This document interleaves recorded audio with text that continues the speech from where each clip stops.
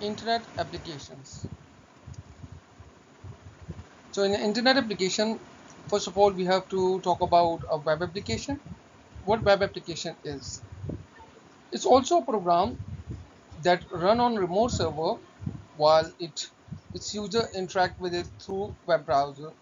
So means the application will be on a server somewhere which is known as a remote server, and how the user communicate with the server through web browser, the communication will be done. Okay, some common web application include web-based email program. Gmail is the example of that. Hotmail, online tracking service, banking, online banking service, online auction, online retail sales, instant messaging, etc.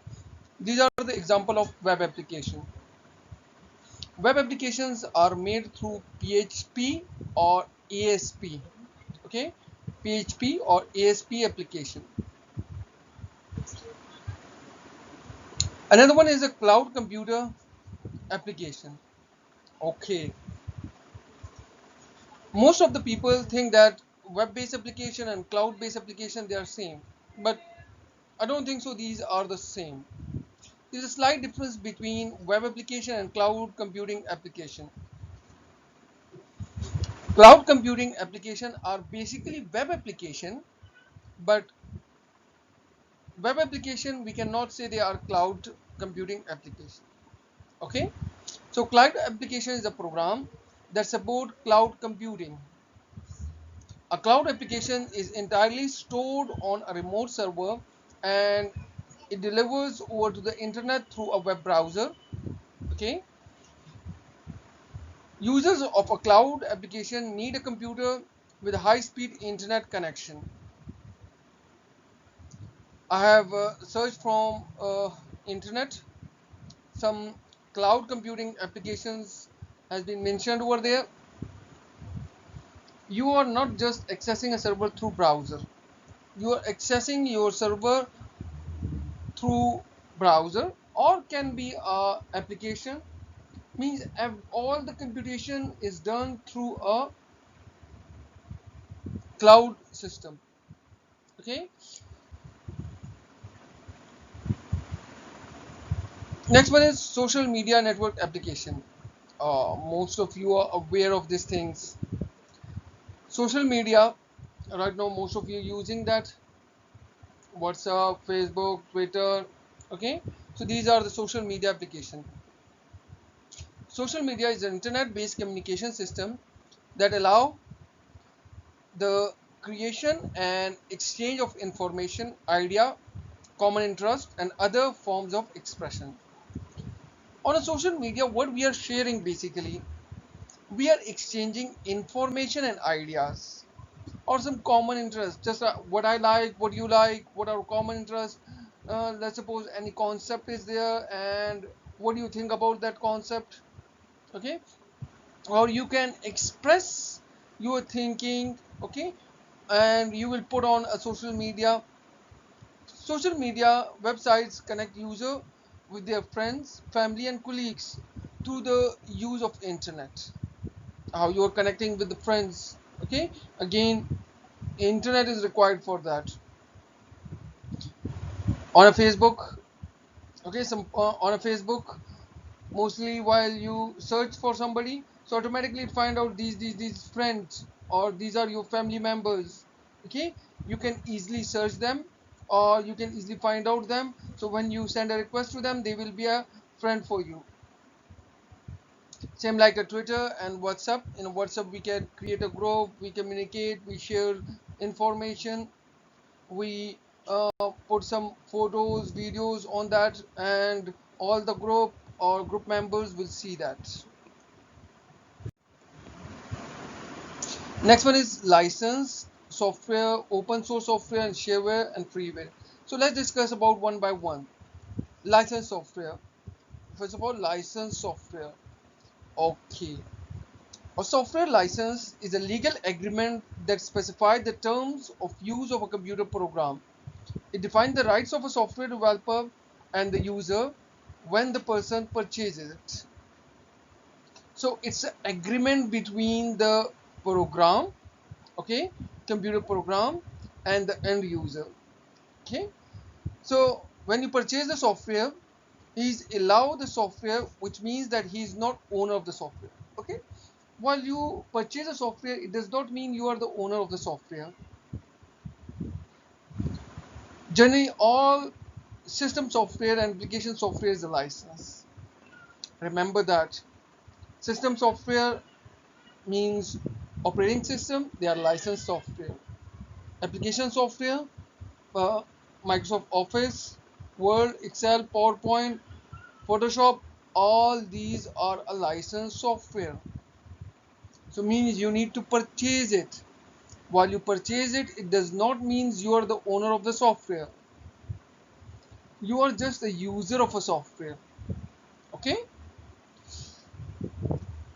The software license deal with the copyright law. In a licensed software, there is one copyright law mentioned inside it. What this law is? Copyright law prevents illegal copy of a computer software. In a copyright law, it is mentioned that you cannot give this software to anybody else. If you have taken a license, you will use it only for your own purpose. You cannot give this software a copy to somebody else. I'm going to give you an example. I purchased a Microsoft Windows, okay, which is system software. So I cannot give my Windows CD to somebody else and he is going to install that and use my same license over there. Okay, in a copyright it is mentioned, but in a Pakistan, India, Iran, or these mostly in Asian countries, what is happening? We are using pirated software. These pirated software, basically it is same software as it is, but only license is not there. Okay, so it allow creators of a computer, it allow creators of a computer software to benefit financially from their software and to retain some control over how it is to be used. If let's suppose they are going to create a software, company is going to create a software, and they are going to give it to you, and you just buy $50 you have purchased, okay, and you are going to sell it on $5 to the other end user. So what you are doing, basically who created that, who is the owner of the software, they are not going to be beneficial, they are not going to be beneficial financially. Okay, so for every user need to have or need to purchase the software individually on $50. Okay, so when a software is given away free, it make it difficult for the software creator to stay in a business. When a software is free in a market, so it is difficult for software developer to do business with that. This made it improper to make copies of software and sell it. Software that is copied and sold out without the permission of the owner is known as a pirated software, and it is violation of a copyright. If you remember, I have previously told you that the what pirated softwares are. Just like in mostly while we install a window. Okay, so we are using pirated software over there. These windows which we are using, we don't have a license.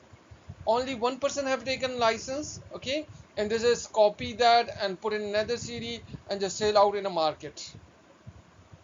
So that software is known as a pirated software. So without the permission of the owner, when the software is sold out, okay, so that software is known as a pirated software. And basically pirated software, in a pirated software, what pirated software, you are violating a copyrights. In a copyright it is mentioned that you cannot create a copy of this software and you cannot give it to somebody else. Got the point? Licensed software. So example of licensed softwares are Microsoft Windows, Microsoft Office. These are some example of licensed software. Some other softwares we have PageTree, QuickBook, Microsoft, uh, Microsoft Team. Okay, so these are also uh, licensed software. Let's discuss another term. Let's discuss another term, which is the open source software. Open source software. It's a computer software that is available in the form of source code. Okay, and the source code that allow user to study, change, and improve it. If you remember, previously we have studied licensed software. In a licensed software, source code is not given. Exe, executable software, is only given, just you're going to install that. But in open source software, code is also available. That code is used for what? For changes, for improvement inside it, or for study purpose, that how it has been created. So open source software is free for inspection, modification, and distribution. It allows certain rights which are normally protected by copyright law. Linux operating system is a open source software. Linux is one of the big open source software or operating system. Linux is an operating system which is an open source operating system. Windows source code is not available, but Linux source code is available. Okay, it is not like that anybody is going to go over to the internet and just download that. Okay, also some rights, copyrights are there, that while you're using that you will give name, you cannot do these things, you can do these things. So copyright is also there. A company should be there which is going to utilize that, the open source software. Got the point? Open source software. So source code will be available and you can modify or improve the source code, and that is for study purpose. Users to study, to understand where, how this has been created, where the changes required, you can improve it furthermore or not. So that is about open source software. We got some flavors of Linux, just like Fedora, okay, Mint. So there are also source code is available. So some softwares are there which source code is available. uh, Mozilla Firefox is an open source software browser. Basically it's a Mozilla Firefox, it's a browser, but it's just open source, it is available, source code is available. So that is an open source software. Another one is a shareware. What shareware is? Shareware is given to the people free of charge for limited period of time. Means a software is given to the people for checking purpose, that from this time to this time you can check it. This time to this time does not mean for this period of time, means for 15 days, for 10 days. While these 10 days or 15 days expire, then you need to purchase the software,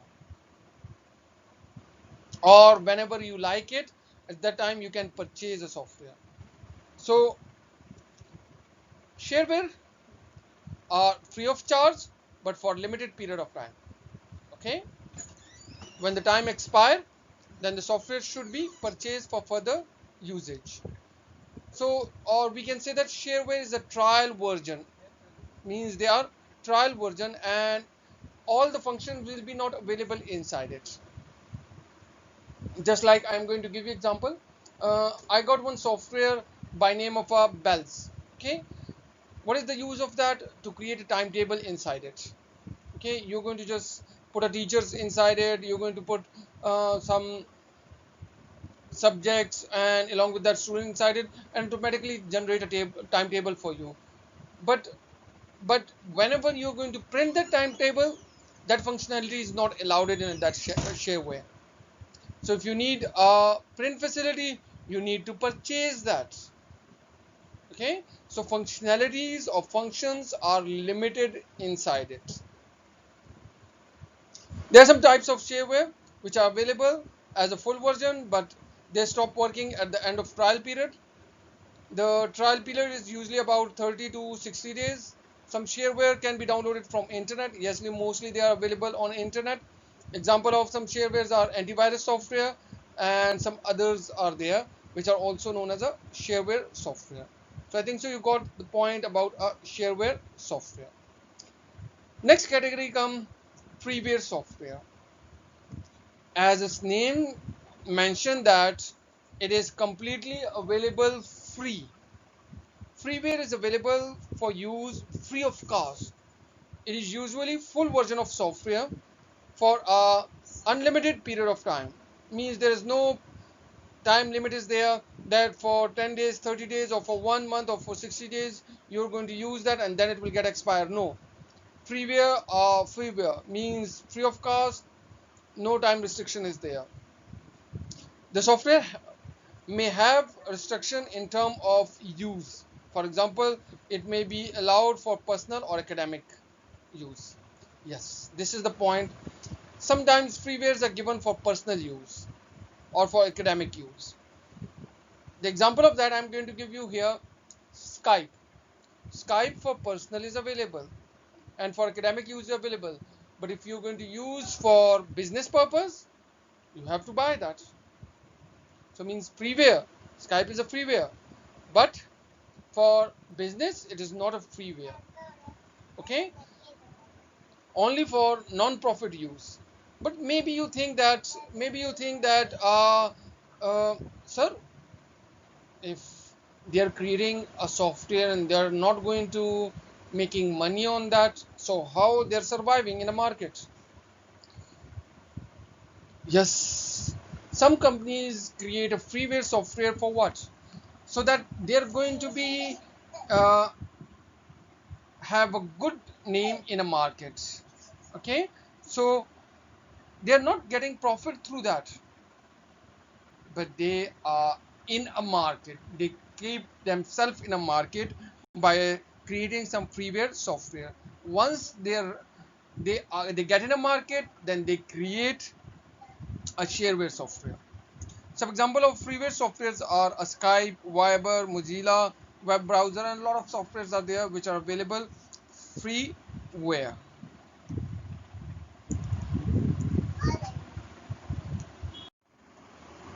Another topic is firmware and internet application security. I think so most of you heard about word firmware. What firmware is? So firmware is an intermediate form between hardware and software. Basically it's a software, okay, which resists inside the hardware. It consists of a software embedded in an electronic device during their manufacture. So whenever a device is manufactured, this code or this firmware is put inside that electronic device. So why we put that? Okay, there are some reasons. Firmware are used when programs are rarely or never expected to be changed. Whenever we think that in a lifetime this program in this hardware will be there, we don't need to change that. We don't need to change that program.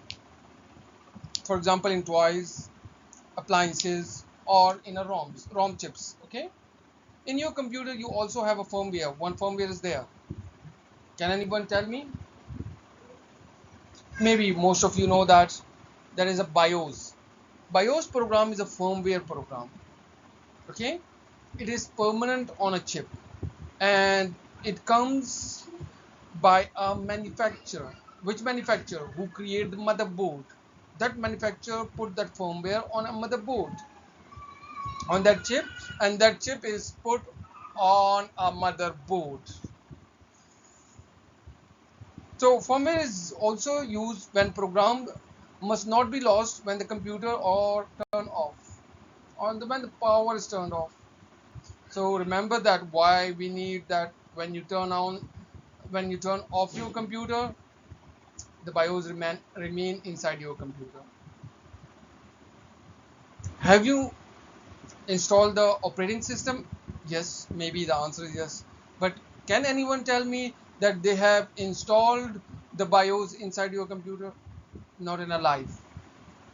Okay, so BIOS is permanently written, which is a firmware inside your computer, and while you turn off, the content of the firmware will not change. Mostly they are put in a toys. While you remove the cell, okay, uh, then again if you put the cell inside it, same program directly run over there. Internet application security. Internet application security. So internet application security refer to the prevention or preemptive measurement against the threat that can harm to the internet applications. Internet applications are available 24/7. Remember that while you connect to the Google form in the morning, afternoon, in the evening, anytime you will be they will be available to you. So there's a big risk, or sometimes the risk is there, that many people leading to the high risk of instructions intrusion. So internet applications are vulnerable to a wide variety of threats. While something resource or material is 24/7 available and it is accessible to everyone, so risk is there. Okay, so hacker can steal, modify, or delete sensitive data. This risk is there, that hacker can steal that, they can, or hacker can modify that or delete the sensitive data. So maybe you heard that our country website has been hacked, or we have hacked another country website. Why? The reason is there, it is always available online, so accessing is there, so they can access that, or everyone can access that. So hacker is available that they can access the website anytime or can modify the content of that. Okay, so to ensure application security, internet application security, it is essential to continuously measure the activity of a server. Every time you're going to measure that, that check it out. Okay, hacker has attacked or not, hacker has attacked or not, hacker has attacked or not, or somebody intruder is getting inside it or not. So on which system, on that server in which application is running, and block hackers trying to obtain sensitive data. So we need a preemptive measure over there, that sensitive data will not go to the hackers or those who are unauthorized people. So internet application security system consists of you're going to put a firewall over there. There are two types of firewall. One is a hardware firewall and the other one is a software firewall. Right now we are talking about a software firewall. We are going to put an antivirus over there, or a spyware detection software should be there, and removal program or encryption decryption program is there.